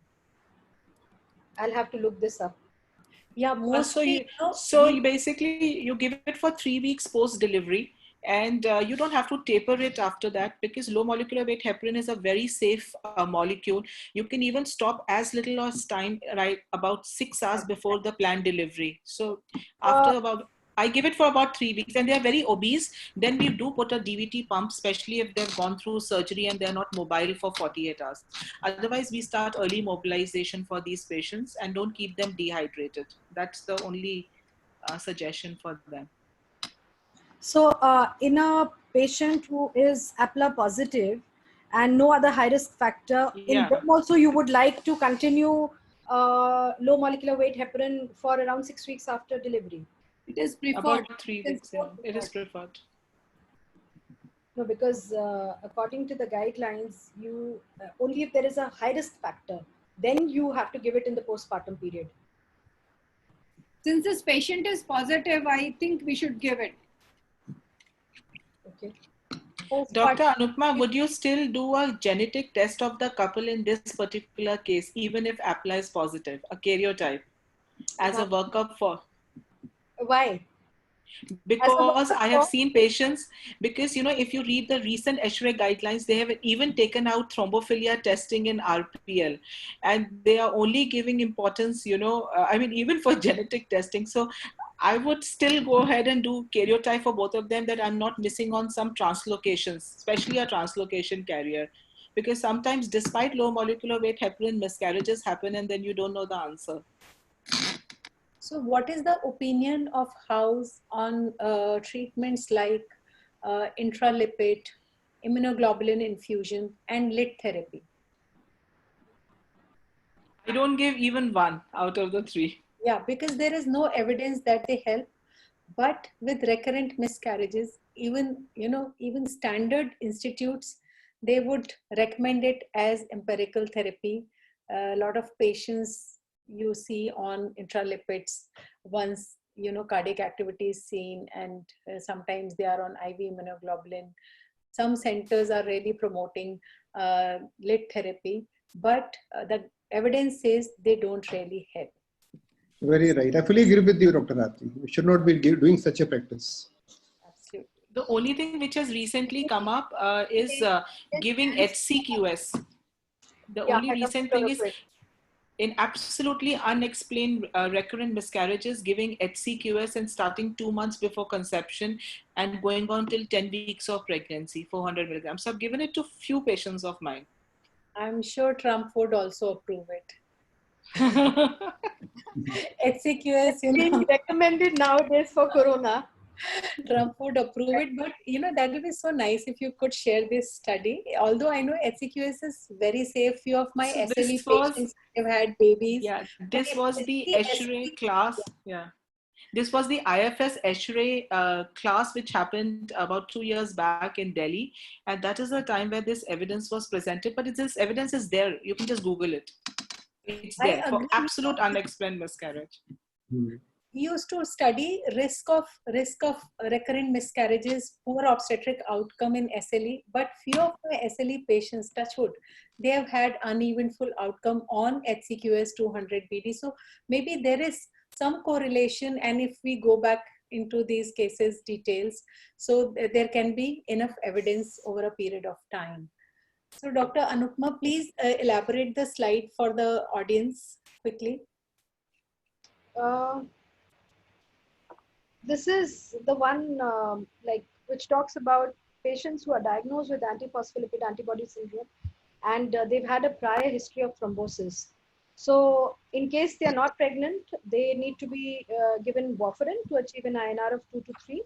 And according to ACOG and RCOG, they say that when they are pregnant, they need to be taking anticoagulants, that is low molecular weight heparin or unfractionated, throughout pregnancy and till 6 weeks postpartum. So there is, you know, Dr. Kishore says only assurance and prayers and positive thinking. I will apply it for corona also now.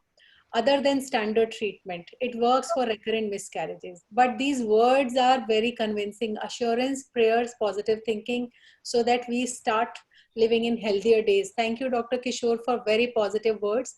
Dr. Harshita K again wants to ask, if a woman comes after conception with RPL, suppose she comes to you at 9 weeks and so far everything is good, would you still like to investigate her on APLA lines? And if she's APLA positive, would you put her on treatment? What are your views, Dr. Anupma? If she's APLA positive, we'll start with her treatment. Yes, even I would like to start her treatment maybe late to avoid mid-trimester and last trimester complications like discussed IUGR and severe PIH. So just wanting to tell sir that even in when it comes to investigating a case of recurrent pregnancy loss, it's the lifestyle advice, that is avoid smoking, avoid caffeine, high doses of caffeine, alcohol, and check on your weight, along with tender loving care, is what is being recommended even by ESHRE, you know. And of course, vitamin D supplementation is coming nowadays. And what they recommend is that you must get 3 tests done. That is an APLA testing, test for thyroid abnormalities, and you know, evaluating the uterine cavity for any polyps or fibroids or any anatomical defects. So in case any one is positive, you treat according to those lines. So thank you, sir. Yeah, Dr. Sangeeta Garg wants to ask, it's a good question. What is the treatment of a patient with recurrent pregnancy loss at 5 to 6 months of pregnancy with ANA positive patient? But she has not specified whether it is pregnancy loss due to disappearance of cardiac activity due to poor circulation, or she has had mid-pregnancy miscarriages due to cervical incompetence. So first of all, I think we have to think on both the lines, that we have to rule out cervical incompetence. ANA positive as such doesn't require any specific treatment. We have to monitor the patient well, but nowhere it is written that ANA positive patient has to be put on low molecular weight heparin. You know, now OnePlus wants to ask which dose of low molecular weight heparin, 40 or 60? What do you prefer? It is ideally 1 milligram per kg body weight, low molecular weight heparin has to be. Great. Okay. Another question. It's nice that what is the frequency And of Doppler study in pregnancy? And I'd just like to take that once. So if it is a therapeutic dose or a prophylactic dose, if it is a prophylactic dose, then we give 40 milligrams subcutaneously, OD. If it is a therapeutic dose, then we give 1 milligram per kilogram body weight in divided doses, that is a 12-hourly interval. And there's also an intermediate dose, which is 40 milligrams BD. But how do you decide? See, if your patient is APLA positive, then we have to give only therapeutic dose only. Ma'am, in these cases, prophylactic or empirical dose can be, you know, a similar term, I think. So it depends whether she's had any history of thrombosis earlier. So in case she's had a history of thrombosis earlier, and in this pregnancy also there is a history of thrombosis, in that it would be better to give her a therapeutic dose. Yeah. Another good question from Dr. Rekha Srivastava. She's from Dehradun, a very senior gynecologist. Ma'am wants to know the role of magnesium and L-arginine in these cases for IUGR, PIH, because, you know, everywhere we are trying to add L-arginine. What does the evidence say? Anybody would like to take that? Yeah, I believe magnesium helps because all these micronutrients, they help maintaining a good state of our microvasculature and endothelium. So supplementing magnesium helps. L-arginine, there are not, you know, too many trials confirming that it really helps, but a kind of amino acid supplementation, either in the form of L-arginine or other dietary supplements like good nuts and other supplements, they help in maintaining a good circulatory, a good microvasculature and better nutrition to the placenta also. Now, another good question, you know, what is the role of sildenafil in IUGR and in improving the blood supply in these cases? Has anybody tried? Because there are few studies, but clinically, has anyone tried sildenafil? No, ma'am. Yeah, I'm sure Dr. Shweta must have tried it for improving the endometrial thickness. No, I completely don't give it. No, I completely don't give it for either indication sildenafil. All right. So So basically, there will be nothing which can really help IUGRs. It is buying time and taking out the right time and delivering the baby. So none of these empirical treatments will really work, because the problem is in the uterine supply, and if the placentation is defective, I don't think things are going to help. So I do give arginine, L-arginine. Yeah, L-arginine is and nothing more prescribed by all of us. But I have got results with sildenafil also. Please share. Sildenafil was okay. What endometrial thickness I've been giving it for those patients who had low endometrium before the transfers, and the vascularity which was less. The vascularity improves quite a bit with sildenafil. Even if the endometrial thickness doesn't come, the vascularity comes. So for Dr. Archana, she is also a senior doctor from Dehradun. Sildenafil has been tried by our house in infertile cases for improving endometrial functioning. But maybe we'll study and get back that because I know there are few studies on role of sildenafil in IUGR, but we have not tried. In fact, there came a study where said that, you know, use of sildenafil can actually be detrimental for the baby, and there can be certain negative effects. There was a phase about 6 months to a year wherein we had a lot of papers, in fact, just case studies that kind of came up with use of sildenafil in IUGR. But then when the meta-analysis came, they said that in fact it will be detrimental, and which is why we stopped using sildenafil. So I don't think that, you know, we should kind of consider using it. Another question from Dr. Reena Ahuja, role of Bharglow. I don't approve it. I'm sorry if any Bharat Serum representative is listening to us, but I don't think it has any role. I would like to ask the house if anyone has any experience. Ma'am, we don't have any experience. We don't use it either. Give. Yeah, we don't give. Postpartum management with after Lonopin, we have already discussed that ideally in APLA positive, it should be continued for 6 weeks. This is the question from the house. So Dr. Pankaj, would you like to screen the questions once again before we quickly say thank you? Although it has been a very interesting panel, and we have got a lot of questions, you know, which are giving us more experience also.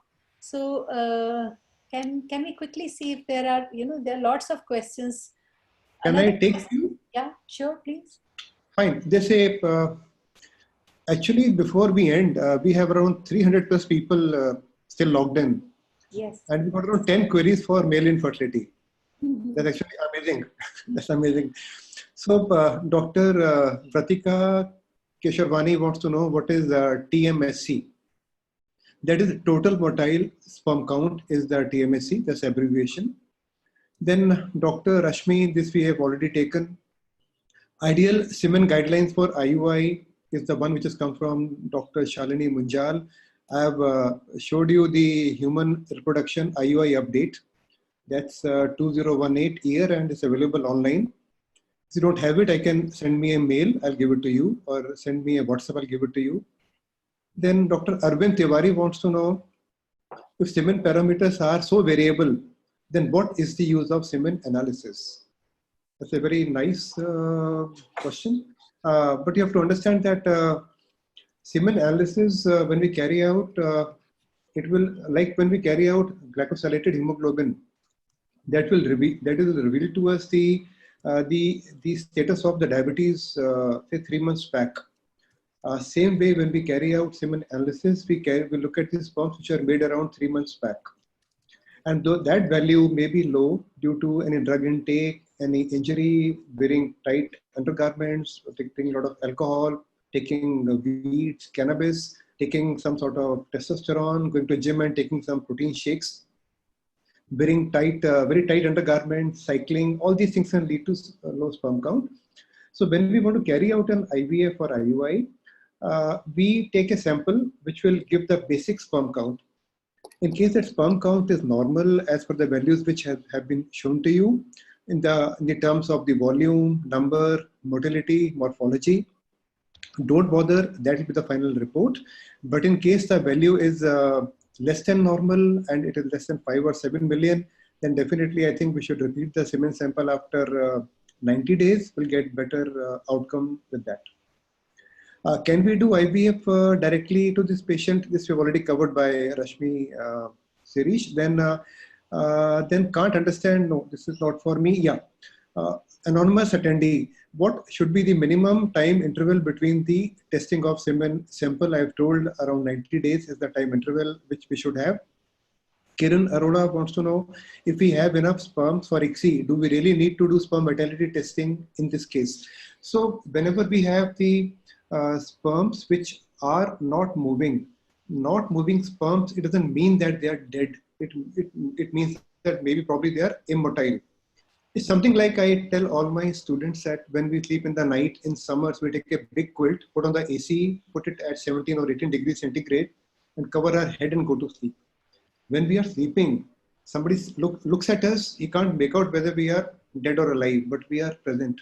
Same thing happens with the sperms. We don't know whether they're dead or alive, but we know that they are not moving, they may be sleeping.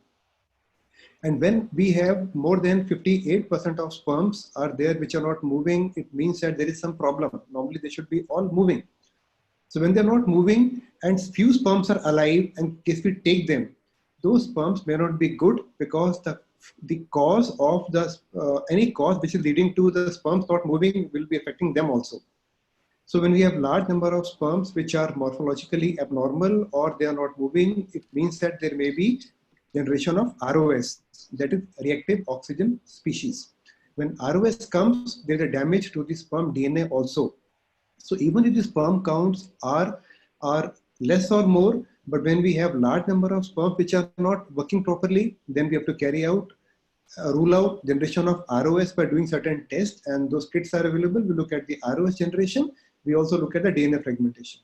And till the time ROS values they become normal and DNA fragmentation doesn't becomes normal, only then we go to ICSI. We don't do ICSI before that.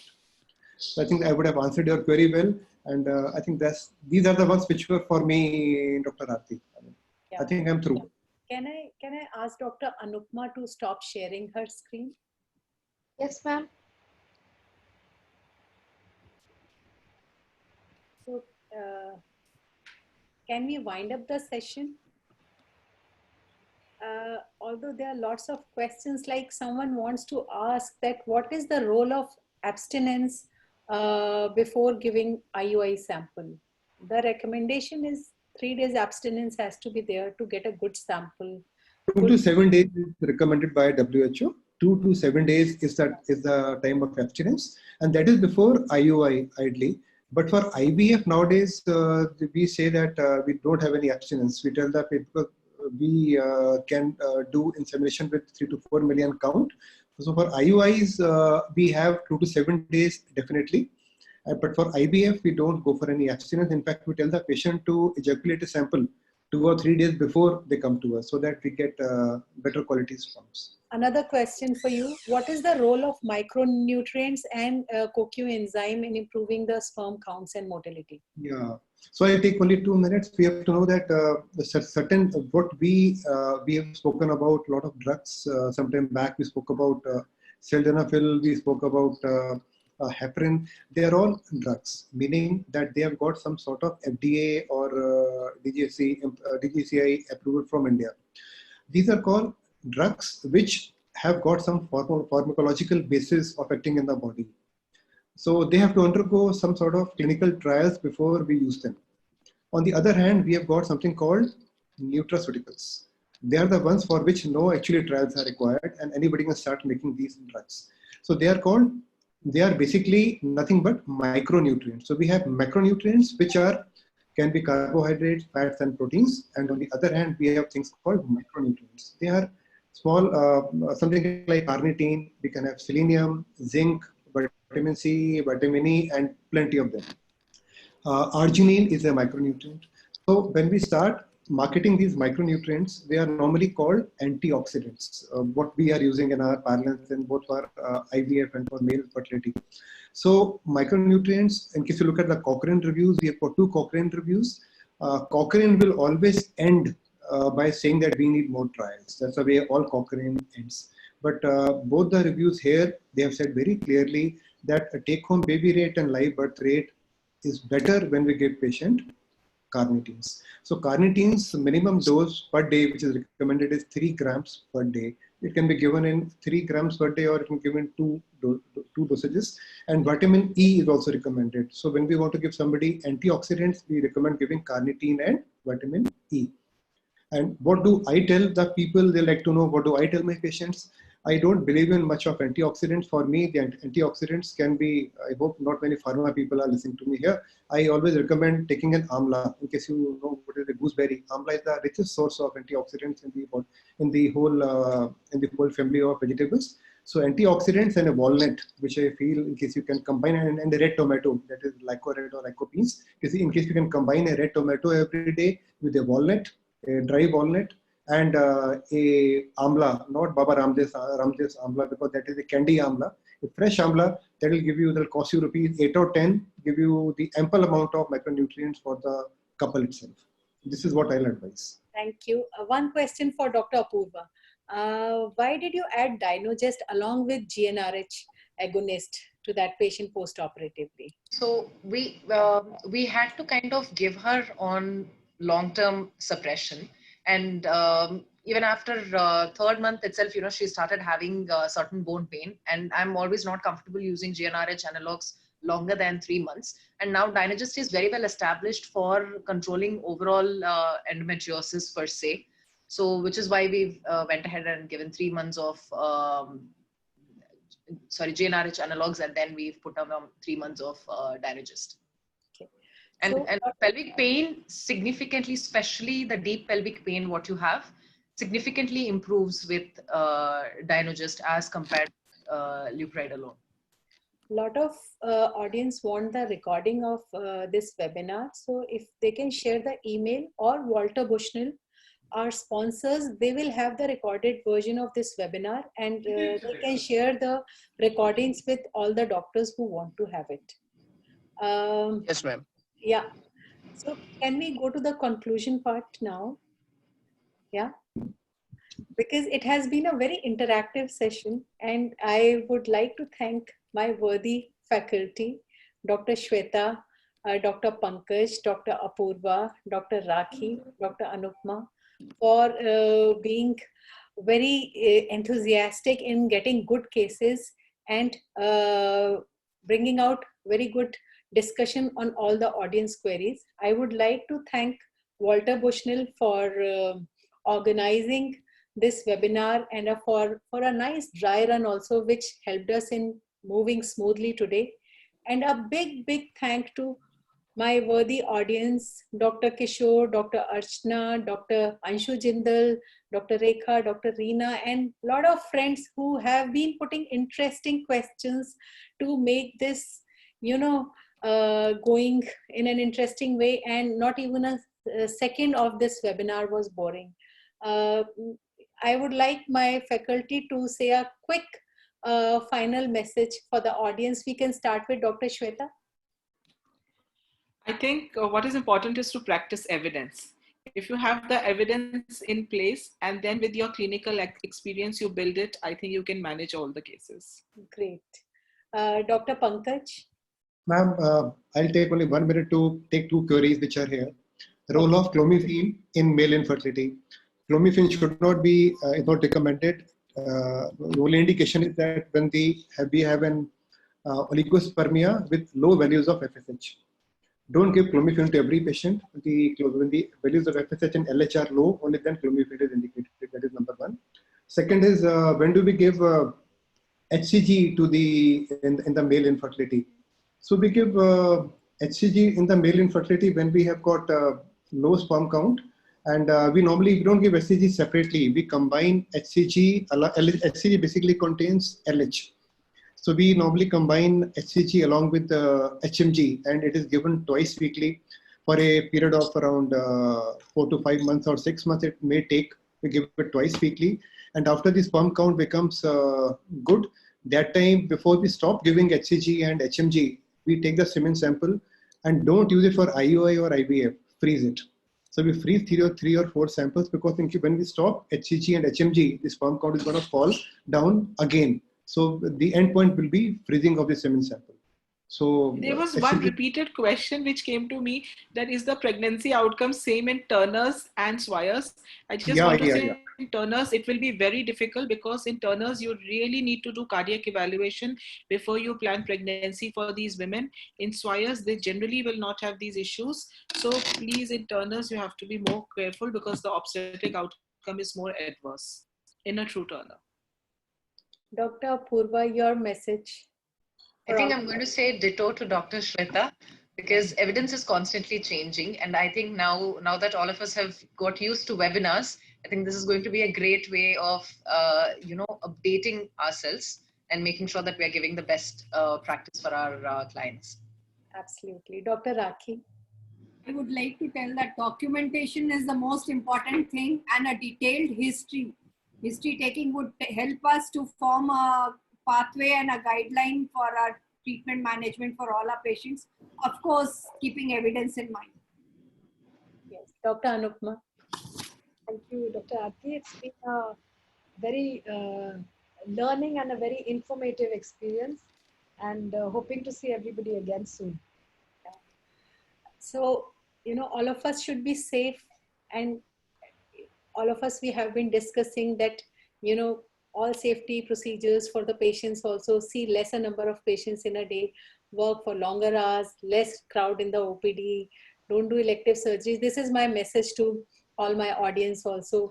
Don't get carried away, like, every day I'll get 2-3 calls, Doctor Saab TLH kar dijiye, but TLH is tempting, but we have to follow all the guidelines. Keep going through all the guidelines and recommendations, and accordingly just do limited emergency work till the time we go through this testing time of corona. Let's hope we get a vaccine, the herd immunity develops, and our country and the whole world tides through this difficult phase without much morbidity and mortality. I would like to thank you all for being great faculty, great audience. Hope to see you soon. Wish you good health. Be safe. Thank you very much. Thank you. Thank you, Dr. Aarti. Thank you, Dr.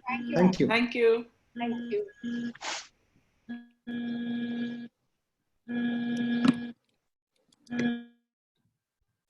Thank you.